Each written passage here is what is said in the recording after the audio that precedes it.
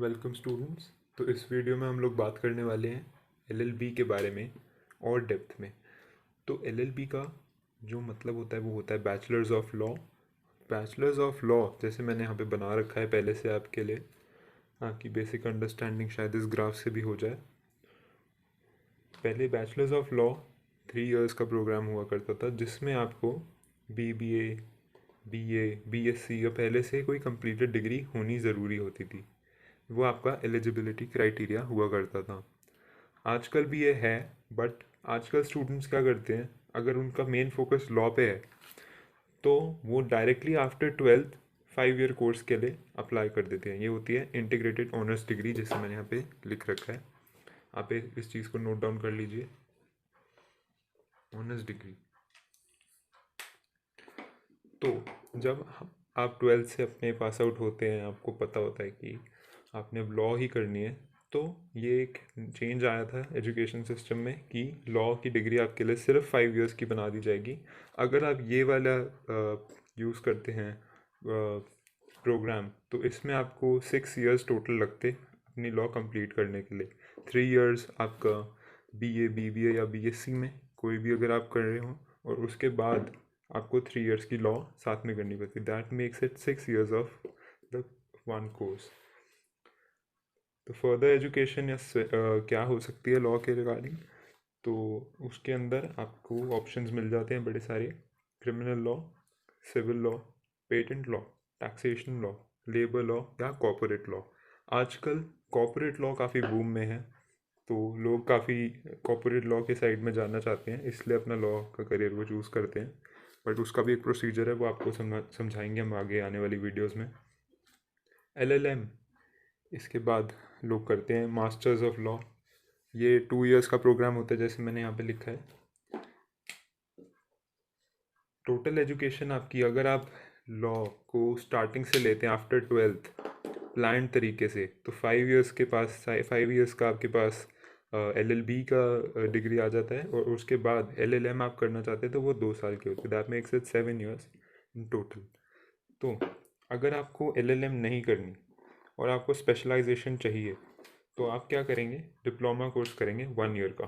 1 year का diploma course आप कर सकते हैं ड्यूरिंग और आफ्टर योर एलएलबी। तो बेसिकली एलएलबी की एंट्रेंस की बात करेंगे हम लोग अभी। तो उसमें आपकी एलिजिबिलिटी क्या होनी चाहिए। तो अब जैसे अगर आप किसी कॉलेज से पास आउट हुए हैं और आप ये वाला कोर्स जो मैंने आप पे लिखा हुआ है 3 इयर्स वाला कोर्स लेना चाहते हैं, तो आपकी कॉलेज से आपकी परसेंटेज होनी चाहिए अबव 45 to 50%। एंड अगर आप स्कूल पास आउट हैं तो आपकी परसेंटेज अबव 60% एटलीस्ट होनी चाहिए। ये जनरली इतना ही आपको मिलती है एडमिशन, इतनी परसेंटेज पे ही। एजुकेशनल बैकग्राउंड, जैसा मैंने बताया कि 3 ईयर प्रोग्राम में एजुकेशनल बैकग्राउंड आपके पास एक डिग्री पहले से होनी चाहिए।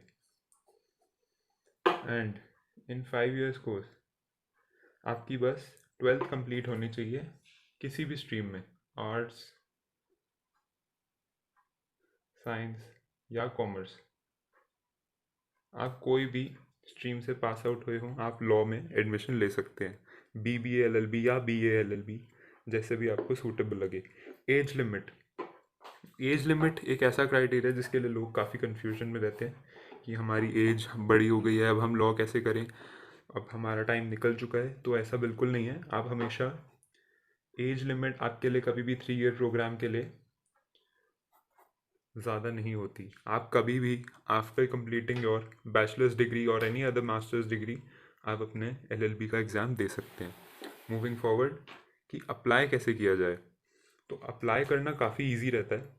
आजकल तो टेक्नोलॉजी इतने बूम पे है, तो आप जानते ही होंगे कि वेबसाइट्स पे लोग चले जाते हैं, वेबसाइट्स कॉलेज और इंस्टीट्यूट की, या आप फिज़िकली भी विज़िट कर सकते हैं किसी भी कॉलेज या यूनिवर्सिटी का। आप वहाँ से उसका एप्लीकेशन फॉर्म लेंगे, उसकी कोई प्रोसीजरल फ़ीस रहती है विथ फ़ी। तो आप वहाँ पे एप्लीकेशन फॉर्म अपना लेके फिल कर सकते हैं और सबमिट कर सकते हैं।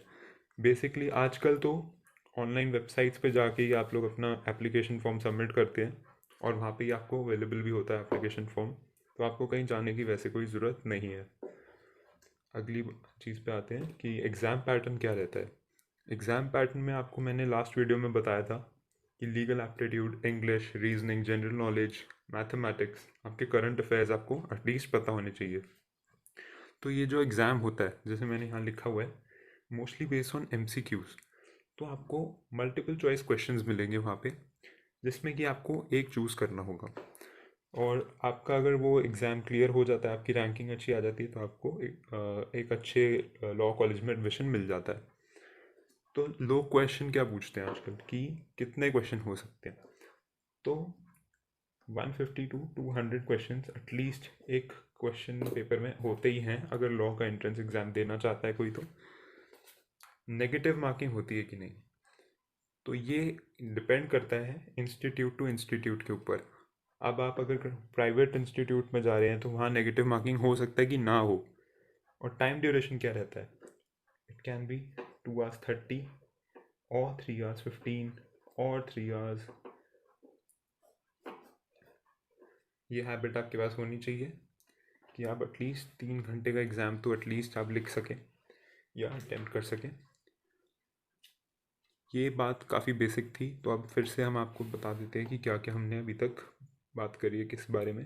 तो आपको पता लग गया कि 2 तरीके क्या हैं जिसमें आप लॉ में एडमिशन ले सकते हैं। 5 years course after 12th integrated programme, जिसमें कि BBLLB which stands for Bachelor in Business Administration and Bachelor of Arts along with Bachelor of Law। आप ये दोनों टाइप की डिग्रीज़ में से कोई भी ऑप्ट कर सकते हैं अपनी चॉइस के अकॉर्डिंग। सब्जेक्ट्स ऑब्वियसली डिफरेंट रहेंगे BBA और BA के। इसमें आपको हिस्ट्री, साइकोलॉजी या कुछ ऐसा सब्जेक्ट मिलेगा, और BBA में आपको बिजनेस रिलेटेड सब्जेक्ट्स मिलेंगे, फाइनेंशियल्स और ये सारे जो कंपनीज़ के रिलेटेड होते हैं, ऑर्गेनाइजेशन, उसकी पढ़ाई आपको BBA में कराई जाएगी साथ में, अलॉन्ग विथ योर LLB। हमने यहाँ पे पढ़ा स्पेशलाइजेशन। मास्टर्स ऑफ लॉ के बारे में हमने जाना कि आप किसी भी फील्ड में मास्टरी कर सकते हैं, बट उसके लिए टाइम पीरियड है 2 years। डिप्लोमा कोर्स आप कर सकते हैं, वो होता है 1 year का। इतनी नॉलेज हमें मिल गई आज की वीडियो में। चलो, आपको अब ये भी पता लग गया कि एलिजिबिलिटी क्राइटेरिया क्या रहता है, परसेंटेज का, एजुकेशनल बैकग्राउंड आपका क्या रहना चाहिए, कौन सा कोर्स आपके लिए सही रहेगा। एज लिमिट मैंने आपको बता दी कि 3 year प्रोग्राम के लिए कोई एज लिमिट नहीं है, नो एज लिमिट। आपको मैंने बताया कि अप्लाई कैसे करना है कोई कॉलेज में। किसी भी इंस्टीट्यूशन को आप फिज़िकली विज़िट कर सकते हैं, उसकी वेबसाइट पे आपको मिल जाता है एप्लीकेशन फॉर्म। अगर आपको कोई एप्लीकेशन फॉर्म चाहिए होगा तो आप प्लीज़ कमेंट सेक्शन में बताइए, मैं आपको मेंशन कर दूंगा कौन सी वेबसाइट पे क्या एप्लीकेशन फॉर्म कौन सी कॉलेज का मिल रहा है। एग्ज़ाम पैटर्न के बारे में आपको मैंने लास्ट वीडियो में भी बता दिया था, मैं डिस्क्रिप्शन में इसका लिंक भी डाल दूँगा। हमने जाना कि कितने क्वेश्चन होते हैं, नेगेटिव मार्किंग होती है कि नहीं, टाइम ड्यूरेशन क्या रह सकता है।